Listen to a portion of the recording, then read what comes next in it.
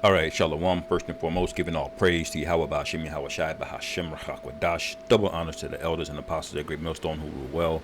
Peace and blessings to the hopeful elect. Shalom to the men of the Lord, prophesying, preaching, and teaching on the highways and byways in sincerity and in truth. Shalom Barakatham. And I want to say a few words on the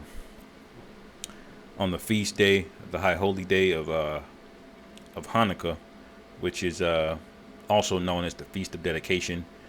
And this time is a very beautiful time, especially, well, definitely back then, but especially even for now, because of what it represents, right? Which is basically to commemorate the victory that we got over the devil, which at that time was Antiochus Epiphanes, all right, who was a very, very wicked demon, all right, who we believe could be Joe Biden.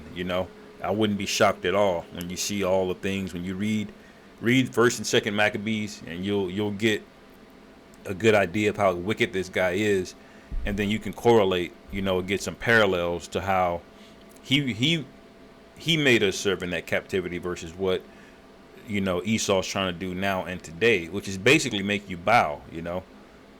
See, Antiochus, he wasn't the type of tyrant to just want to put physical punishment on you, although he did. He wanted your spirit. He wanted your soul corrupted. He wanted to offer you. He wanted to offer you things that would get you in trouble with the Most High. Why? Because he offered you all of these things like citizenship if you just ate pork. He would leave you alone if you just forsook the Sabbath. All right. Anything that he could do to pull you away from the most, that's what he sought to do, because he was a very evil individual. All right. So it wasn't just the physical brutality of it.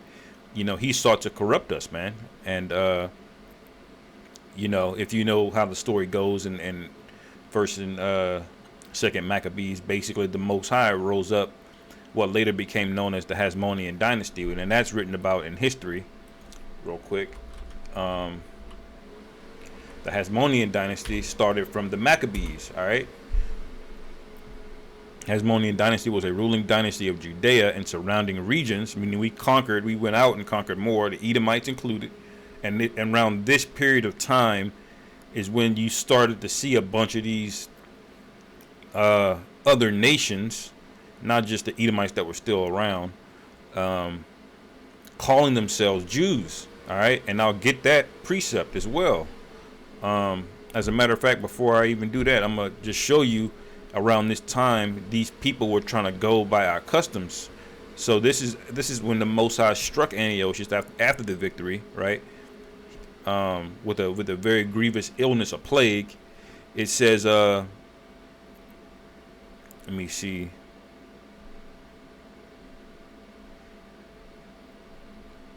It says, Second Maccabees, chapter 9, verse 17, it says, yea, and that also he would become a Jew himself and go through all the world that was inhabited and declare the power of the Most High. So basically, Antiochus was starting to repent.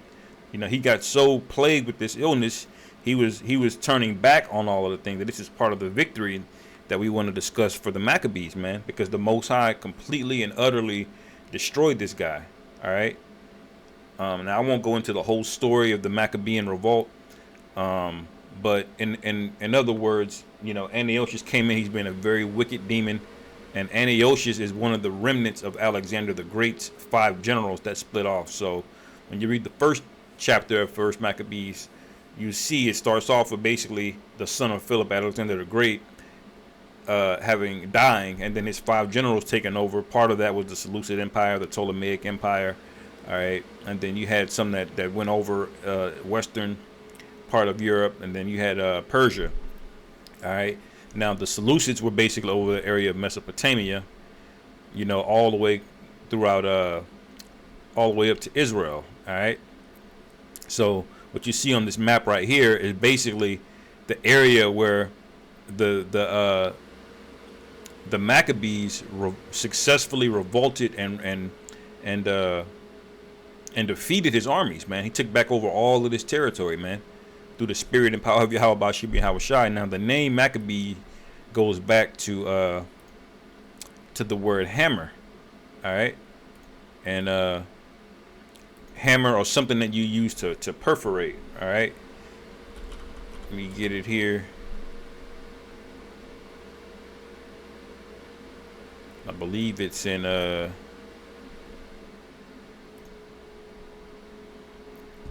yeah, con. So Strong's H4717 and 4718.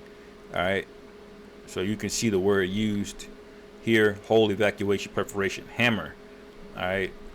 So now Maccabee is the Greek transliteration, right? When you see certain prophets' names in the Greek translation, you know, like it looks different. You know, like Hosea is how you say it from Hebrew to English, but if you do it from Greek to English, it's OC. You know, because it's translated differently. But that's how Makwabat, you know, is how you would say it in the Hebrew. But in the Greek, you know, it was, you know, when they translated it back to English, they pronounced it Maccabee. All right, with two C's instead of the Q sound. All right, so that's just a little bit of insight, you know, as I was reading in on this, man. This is a very, very important part of our history, and ultimately, man, this week that we're in of Hanukkah, which started a few days ago, this is a mindset of victory, man. You know, that's what Jake's got to be in the mindset of, man. You know, overcoming this devil. We have to believe and have faith. All right, because these were some dark times, man. When you read what Antiochus was doing, man, it looked like all hope was lost, man. They was making people eat pork. He was sacrificing swine in our holy of holies, man. He was dropping Israelite bodies in Jerusalem, just open, you know, like not even burying people, just completely defiling everything, man.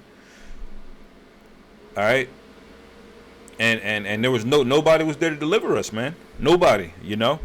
He put the spirit on the three sons of Matthias, Judas and Simon, I believe, and to go in, man, and organize an army. All right, rally up the troops and rebel, man, because the Most High didn't plan for us. You know, he only suffers us being under heathen for so long. If you notice, every time Jake will go off throughout history, the Most High will raise up somebody. He'll raise up a prophet to prophesy the downfall of that nation, and he'll raise up a king or either another nation to come in and take down that nation. And then we'll have a period of time where we can breathe, you know.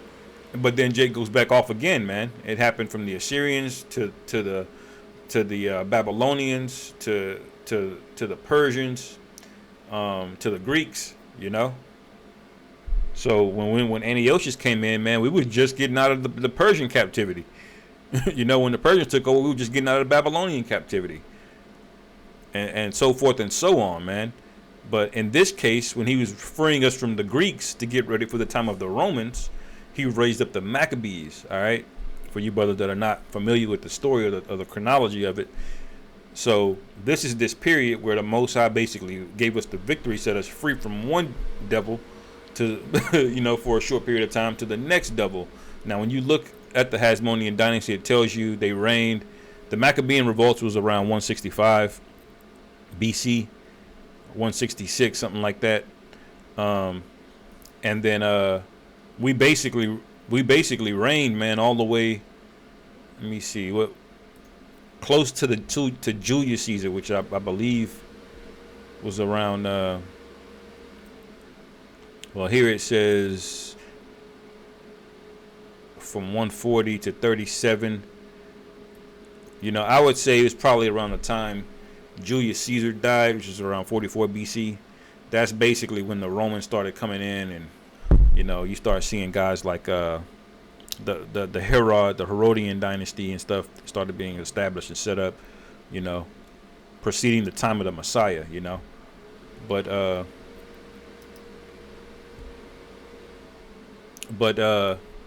yeah, this is the time that the Most High basically delivered us from the Greeks, you know, before the time of the Roman captivity, which was really, we were just like a subject, a tributary. And so this gives you a lot of context when you try to read the New Testament. And, you got these Christians that'll try to make arguments that when they're talking about Greeks, they're talking about all, other foreign heathen. And they're not. You have to realize there was a whole time period which we had to rebel from, where our people, they were making covenants with the heathen. All right. There were a lot of jakes that were saying this is what the Greeks were doing. It's too much. And they folded and they started taking on the ways of the heathen. A lot of them even went into Greece. All right. They were like, fuck this shit, I'm out. I'm not coming back for Passover. I'm not doing none of that. And they basically went off and just became Greeks, man. All right. So that's the context of the whole thing. All right. Now I want to read, not to make this too long. Where do we get the Feast of Dedication from? All right. Which is also known as Hanukkah or Hachanak. I believe how you say it in the Hebrew. It's basically 2nd Maccabees, the 10th chapter, verse 1 down to about verse 9. So I'll read. So it's the 2nd Maccabees 10 and 1. It says, now Maccabeus and his company, the Lord guiding them, recovered the temple and the city. So this is when we defeated all of them. Judas Maccabee, he and his army basically defeated the remnant of Antiochus' army, all right, and successfully rebelled and took back all the cities of Israel. It says, but the altars which the heathen had built in the open street, and also the chapels, they pulled down. All right, so he took down he had all kind of shit up there in Israel, man. Just all types of idol worship and bullshit. I believe he had an eagle at one point at the temple. It says, and having cleansed the temple, that they made another altar, and striking stones, they took fire out of them and offered a sacrifice after 2 years, and set forth incense and lights and showbread. And when that was done, they fell flat down and besought the Lord they might come no more into such trouble. So we prayed to never let us go into such a crazy captivity, man. Please, And it says, but if they sinned any more against him, that he himself would chasten him with mercy. So this proves to you, man, that we rather the Most High. And this just lines up with what King David did when he went off and numbered Israel, when the Lord told him not to. And the Lord gave him an option, of how did he want to be chastened? Did he want to have a plague hit them, or did he want to be given into the hands of his enemies?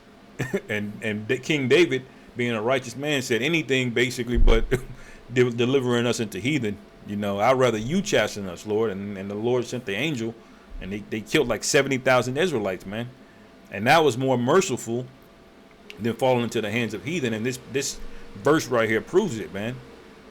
Because the heathen don't know how to rule, man. When Esau got us in this transatlantic slave trade, there's no law, there's no rules, there's no anything. Like when you read Numbers 31, people will say that that's harsh, but there's rules, man. We don't just take a woman that's married, man. We don't feed kids to alligators and torture people and do all this crazy sadistic stuff, Esau was popping grown men in the rear end, man, just to make an example out of you. Jake, we don't do that. We have rules, even when we take over you, in the time of war. When you grab a woman, you let her mourn for a month. All right. You let her pare her nails and she shave her head. There's an order, there's rules to it when we put nations in captivity. But when you go into captivity of another nation, man, there's no rules. They're very barbaric. All right. as outlined when in the transatlantic slave trade, man. Esau was off the chain, man. There's a reason why King Saul, when he knew he was losing the battle, he fell on his sword, man, because those Philistines would have fucked him up, man. They would have, did all kind of crazy shit to him, But going back here, this all proves that we had a certain way, a custom about how we dealt with other nations, how we felt about other nations. It says, but if they sinned, let me just start over from Second Maccabees 10:4, it says, when that was done, they fell flat down and besought the Lord that they might come no more into such troubles. But if they sinned any more against him, that he himself would chasten them with mercy, that they might not be delivered unto the blasphemous and barbarous nations. All right. So that's basically what I was going into just now.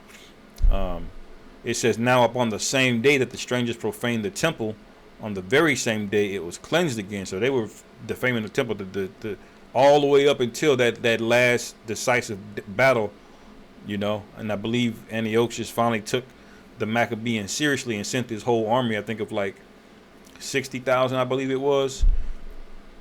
And the Lord and the Lord was with us, man, and we prevailed.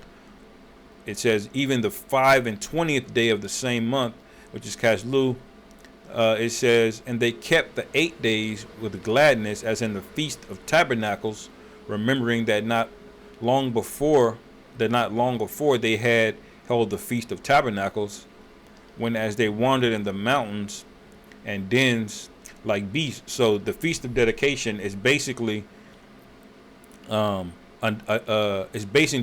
after the Feast of Tabernacles, man. So when the Lord brought us out of Egypt, so the Feast of Dedication is a very similar high holy day. It's basically kept the same day over the course of about a week, which is 8 days in total. The first day would be a Shabbat, all right, and you do the 7 days, and then on the 8th day, that's also a Shabbat and a feast day, all right. And that's what the Feast of Dedication is likened after, basically the Feast of Tabernacles. But the Feast of Tabernacles commemorated when we came out of Egypt. The Feast of Dedication commemorates us getting the victory over the Greeks, all right, in this case, all right. And there's going to be another high holy day when the Most High takes down this wicked ass kingdom, Babylon the Great. It says, therefore they bare branches and fair boughs and palms also, and sang psalms unto him that had given them good success in cleansing his place. They ordained also by a common statute and decree that every year those days should be kept of the whole nation of the Jews. All right. And this was the end of Antiochus Epiphanes. Now, I'll go back and find that. I believe that's in John 4. Is it 1 John 4? I might be butchering this up.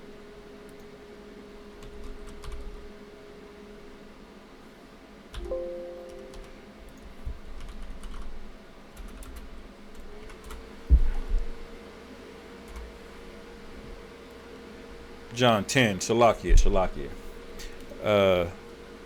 John 10 and 22, and it says, and it was at Jerusalem the Feast of Dedication, and it was winter. And Yahushua walked in the temple of Solomon's porch, and then came the Jews round about him and said unto him, how long doest thou make us doubt? If thou be Hamashiach, tell us plainly. So what this does is basically proves this account that we're reading here, that the Apocrypha is canon, what they call canon. All right, meaning it's inspired by the Heavenly Father. It's a part of the rest of the scriptures. All right, no matter what some Christian tries to tell you, oh, I don't subscribe to it. That's all bullshit, man. The some of the most heaviest prophecies, especially Ezra's, man, are in the Apocrypha, man. A lot of history that Esau don't want you to know about is in the Apocrypha. Like this basically ties the Macedonians to the Amalekites. When you read 1 Maccabees 1, you clearly see the connection of the Macedonians, all right, to the story in Esther, right? The additions to Esther is also in the Apocrypha, where they just cut Esther off in the middle of a chapter, all right? And you have something called the additions to Esther. Look, this is it here. All right. So you have to ask yourself, why is there no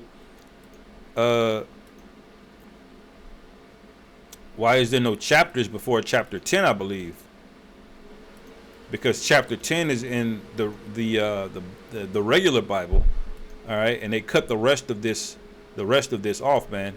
And a lot of this, you find out that Haman, who was an Agagite, which Agag was a Amalekite, you find out the link to the Macedonians. All right. And the Bible clearly names the Macedonians, who are Amalekites. You know, that's a straight up proof that the Edomites were in Greece. All right, and they were primarily the Macedonians. Okay, because the most of Greece were a bunch of melting pot city states. They had what you call metropolises. You know, and then the Macedonians took over in the time of Philip and Alexander, and that's where they became this big, you know, this one nation, this one empire, you know. But going back to Maccabees and Salaki, I'm jumping all over the place. Forgive me. I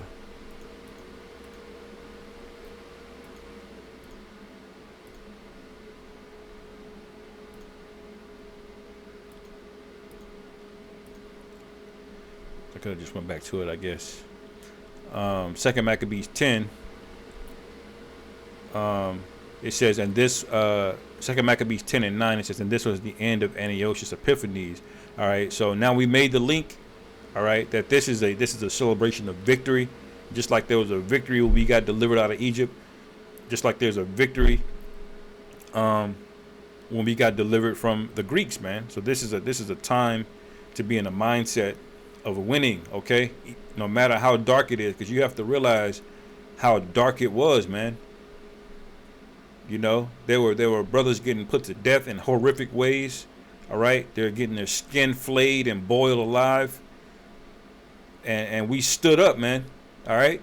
So in lieu of all of that, the Lord still had us overcome, man. We got the victory, you know, and that's the mindset that we have to be in. All right. This is Revelation chapter 15 and 2. It says, and I saw as it were a sea of glass mingled with fire. All right. Now this is John the Revelator seeing a very long distant future prophecy, which is yet to come to pass, you know. Down from a chariot. All right, he's looking down from a chariot to that glass mingled with fire. Basically, he can see everything below him, you know. And there's fire. All right, so that's the thermonuclear destruction going on. All right, known as the lake of fire. Also, it says, and I saw it as it were a sea of glass mingled with fire, and them that had gotten the victory over the beast, and over his image, and over his mark, and over the triumph of his name, stand on the sea of glass, having the harps from the Most High in their hand, man. So this is that victory that we're in the time of right now, man. This is the victory that today that we're praying for. That we're on this vision right here. These men that John the Revelator saw, we're praying that we're of that number, man, because these are the men that got delivered. All right. Sitting up standing on the sea of glass, having harps in their hands, man, we're going to be rejoicing. You don't understand how happy you're going to be when the Lord delivers us, Lord willing. You know, we can be of that number of the elect. It says, and they sang the song of Moses, the servant of the Most High, and the song of the Lamb, saying, great and marvelous are thy works, Lord God Almighty, just and true are thy ways, thou King of saints. All right, so this is the spirit that we're in, man. Right, when we celebrate the Feast of Dedication, man, these are the things that, you know, we should be meditating on, man. It's about a positive mindset, you know, enduring through the hardship, no matter what these devils try to do to you, overcoming, man. You know, remembering that the Lord has always delivered us, man. No matter how dark it seemed, the Lord has always come. He's literally never failed us, man. How many other nations can say that every other heathen put them in captivity? We can say that, man. Every heathen has put their hands on us and put us in captivity, man. And the Lord delivered us out every single time. Not a single other nation can say that every heathen has put them in captivity or exploited them, you know. So we have to understand we're a special people, and the Lord is gonna come through, man. All right. And I heavily recommend reading the Maccabees, both books, in its entirety, But for the sake of time, I'll just get this precept and close out here. This is Isaiah 25, and let me see. I'll start at 5. Isaiah 25 and 5. It says, "Thou shalt bring down the noise of strangers as the heat in a dry place, even the heat with the shadow of a cloud. The branch of the terrible ones shall be brought low," man. The terrible ones are you Edomites, man. All right, which back in the time of the Maccabees were the Greeks. It says, "And in this mountain shall the Lord Yahweh of hosts make unto all people a feast of fat things, a feast of wines on the lees, and the fat things full of marrow, of the wines on the lees well refined." All right, it says, "And he will destroy in this mountain the face of the covering cast over all people, and the veil that is spread over all nations." And now that covering cast is basically the beast, all right, that's basically got its tentacles, its hands all over everything, because it's not just his military garrisons, it's his philosophies, it's his monetary system, his ability to put sanctions on any damn country he wants. That's crazy, man.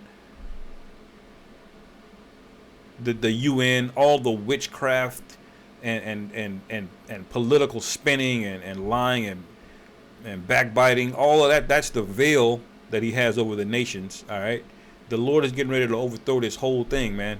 It says, verse 8, "He will swallow up death."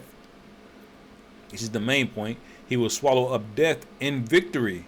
All right, now who is death in the scriptures, man? Who is known as death? You can read all throughout the scriptures, man. Obadiah, you can read Habakkuk, which I'll get real quick. Revelation 6, the man who took peace from the earth. This is Habakkuk 2 and 5. "Yea, also because he transgressed by wine," talking about these Edomites primarily. "He is a proud man, neither keepeth at home, who enlargeth his desire as hell, and is as death, and cannot be satisfied, but gathereth unto him all nations, and heapeth unto him all people," man. All right. So when the Lord says he's going to swallow up death in victory, all right, it's talking about literal death and Esau. All right. It says, "And the Lord Yahweh Ba'Shem Yahushai will wipe away tears from off all faces." Victory. All right. "And the rebuke of his people he shall take away from off all the earth. For the Lord Yahweh hath spoken it," man. So this is why, we're to be in an uplifting mindset and in a victory mindset, celebrating the Feast of Dedication, man, for what the Lord's going to do, despite all of the darkness and the trials and tribulations that we got to deal with, all right?